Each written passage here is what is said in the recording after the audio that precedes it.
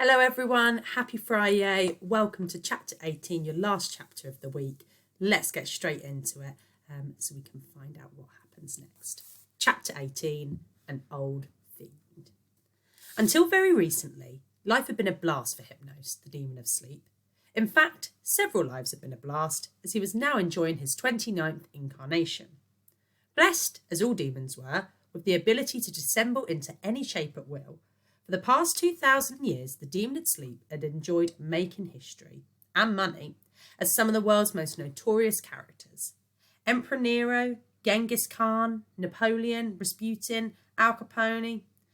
Hypnos had been them all, dying when he'd had enough and reincarnating in a new guise. With the Zodiac Council unaware that he was still alive, Hypnos was free from the sacred code and able to do as he pleased.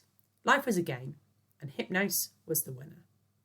Nothing mattered to Hypnos more than winning.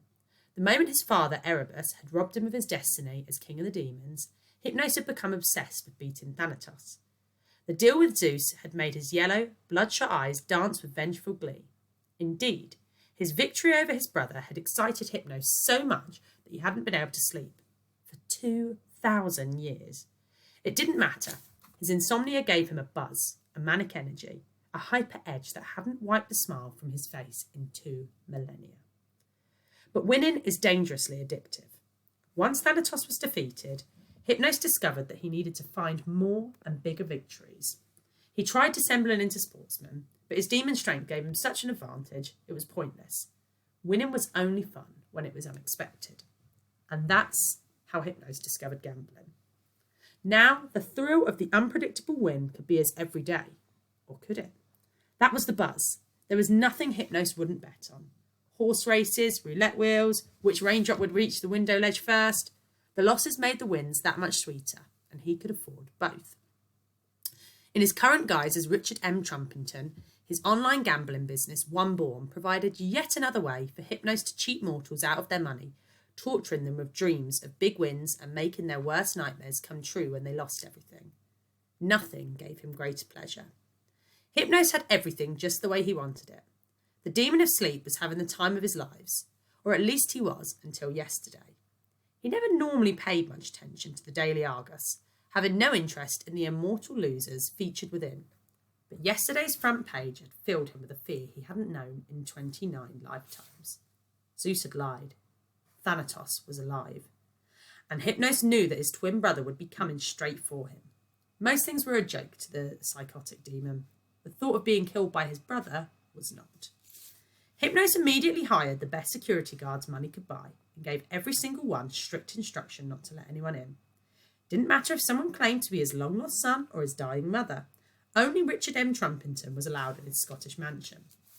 So the guards thought nothing of allowing Richard M. Trumpington through the massive gates early the next morning. His butler happily opened the door to allow Richard M. Trumpington into the house, while Trent, his personal bodyguard, gladly unlocked the door to the office when Mr. Trumpington said he had forgotten his key.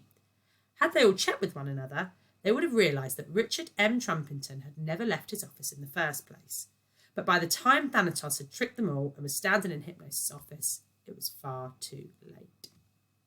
"Hello, brother," said Thanatos eventually, after an eternal silence while each twin tried to read the other. Beneath his laughing stare, Hypnos was frantically calculating how to stay alive. "Hi, yourself," he said at last. "You're looking well." "How kind," said Thanatos coldly. 2,000 years in prison beneath the earth doesn't do a lot for one's social life, but it certainly restricts poor lifestyle choices.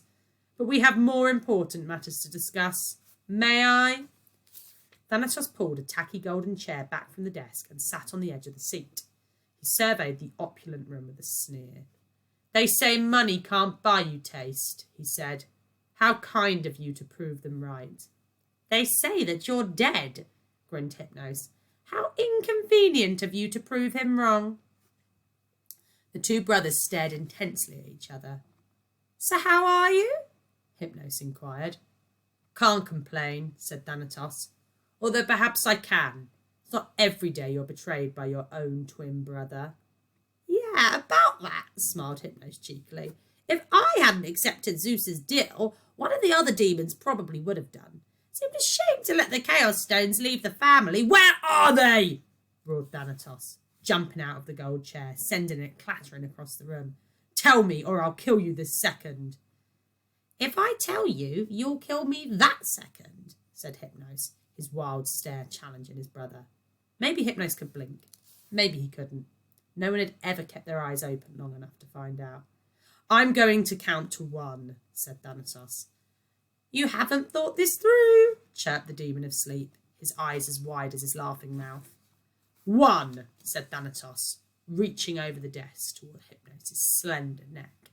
I always was faster, cackled Hypnos, deftly dodging the hand by taking flight with his winged head. Catch me if you can. Thanatos lunged repeatedly over the desk, trying to grab his brother, who taunted him by flying away with split-second timing. Too slow, laughed Hypnos. You've lost your... The remaining words were knocked out of Hypnos' smug face as Thanatos landed a colossal punch on his cheek. I always was stronger, said Thanatos, and he grabbed his twin by the neck with one hand and twisted the cardia with the other.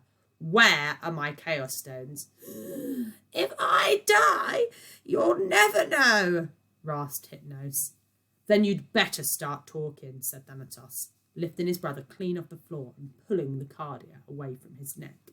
I know something you don't know, sang Hypnos, his eyes still laughing despite his face turning a fearful shade of puce. Tell me, said Thanatos, shaking his breathless twin.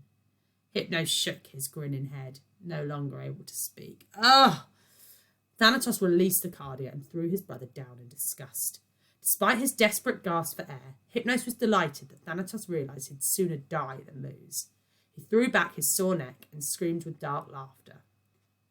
In a funny way, I've missed you, Hypnos said, wiping the tears from his eyes as he returned to the sea. If you're never going to tell me, I may as well kill you now, said Thanatos, calmly retrieving the chair and sitting down. And then you'll never know, said Hypnos. Fun, isn't it? Where are they? Thanatos asked again slowly. Tell you what I'm going to do, said Hypnos, his fingers dancing across the table. I'll tell you where they are, one at a time. That way, you get your stones and I stay alive. Until I get them all, said Thanatos. Then I'm going to kill you. I hoped we might have a side bet on that, grinned Hypnos. You need someone to kill the mortal child. You can't. I'm going to pause there, go on to our question for today. So, Hypnos, very peculiar character, I'm sure you'll agree. What I'd like you guys to think about is, particularly using the evidence I've got on the screen here, how does Maz Evans' use of language portray Hypnos as mad? I want you to look for words, phrases that you can use as evidence to back up your answer. So if you want to have a go at looking at that, putting that together now, and you can pause me until you're ready to move on, okay? Right, carrying on with the chapter then. So, I hoped we might have a side bet on that, grinned Hypnos. You need someone to kill the mortal child. You can't. How do you know that?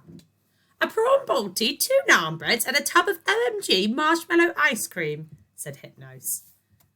You've spoken to Pythia, said Thanatos. I'm her best customer, replied Hypnos. I bet you I can kill the child. You must swear on the sticks that you won't kill me if I win. Hypnos loved watching Thanatos trying to quell his murderous rage. He knew his brother had no choice. Done, said Thanatos darkly. Start talking. Oh, I had such fun hiding them, whispered Hypnos. But it's going to be even better getting them back. Let's start with the Earthstone. That one was tricky. Every time I buried it underground, some greedy mortal would dig it up again, and I'd have to persuade them to give it back. But then I found a great spot for it. Hypnos watched gleefully as Thanatos hung on his words.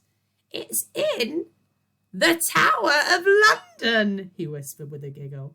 It's an impenetrable mortal fortress, and I hid the Earthstone there, smack in the middle of the crown jewels. Marvellous, said Thanatos.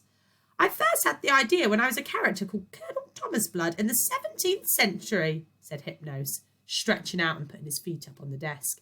I made friends with the guard, then knocked him out and shot him while I stole the jewels. Only I wasn't stealing them. I put the earthstone in there. Various jewellers have moved it around. At the moment, it's slapped on the front of the imperial state crown. If this tower is impenetrable, how are you going to get my stone back? Hissed Thanatos. Your timing is impeccable, brother, squealed Hypnos. I have a golden opportunity this very week. Once a year, the crown is worn by the queen. She's an important mortal. The other mortals like to print on things, and she will have it in her palace in a few days. Taking it from her will be a breeze. It will be like stealing a hot water bottle from a granny.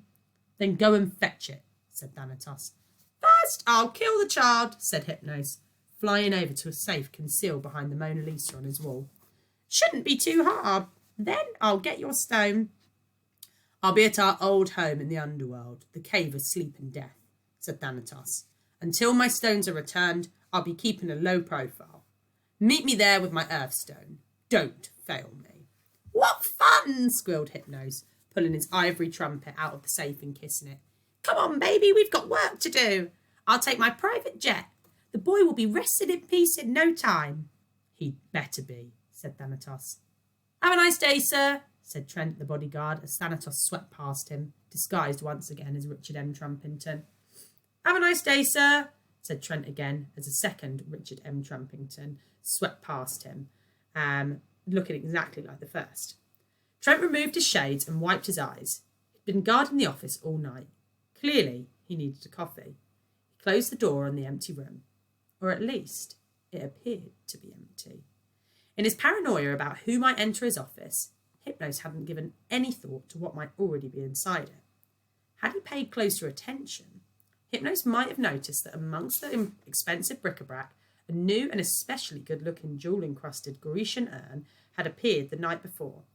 And had he looked more closely still, he would have observed that the large handles on the side of the urn looked remarkably like a big pair of ears, flapping around to hear what might be said. The urn now started to wobble and shake, finally falling to the ground, where it immediately transformed back into the gasping form of Hermes. Shut up, he whispered. The Earthstone, Elliot, everything. I'm not even joking. Where's my eye god? I gotta call home. Hermes delved into his bag and groped around its bottomless depths. He pulled out a sock, a chandelier, a riding saddle, and a ferret, but with each desperate grasp, he couldn't find his phone. No, mate, anti-Bosch, he hissed. The messenger god recalled his hasty departure from the cowshed. He'd left his eye god on the hay bale. He had no way of contacting the gods, but he needed to warn Elliot, right now. Hermes ran to the door to escape the tacky horror of Hypnos' office, before transforming into the guise of Richard M. Trumpington. Have a nice day, sir, said Trent to the third identical man to walk out of the room. He rubbed his eyes again. He didn't need a coffee. He needed a doctor. Back on the lowway, Hermes revved his motorbike as hard as it would go. He dodged in and out of traffic, jumping over the occasional cyclist as he careered back towards home farm at the opposite end of the country. He revved his bike again, but was shocked when it started to decelerate instead. What? Seriously? He said as he came back to a shuddering halt in a lay-by. Vehicle registration B05H, owner Hermes, category Olympian, boomed the nearest loudspeaker. Libra calculates that this is your third speeding infringement. Your vehicle has been disabled. It's only fair. You're joking, shouted Hermes, and he kicked his bike in frustration. I'm hundreds of miles away. It will take me... Ugh. He delved into his bag and pulled out a pair of winged trainers, which he swapped with the winged biker boots he had been wearing. Looks like I'm going old school, he said as he fluttered into the air. I hope I've still got it. And with a whoosh, Hermes took off, flying back to home farm and Elliot's endangered life. That's the end of the chapter, guys. Right, have a brilliant weekend. We look forward to starting off chapter 19 with you on Monday. Bye-bye.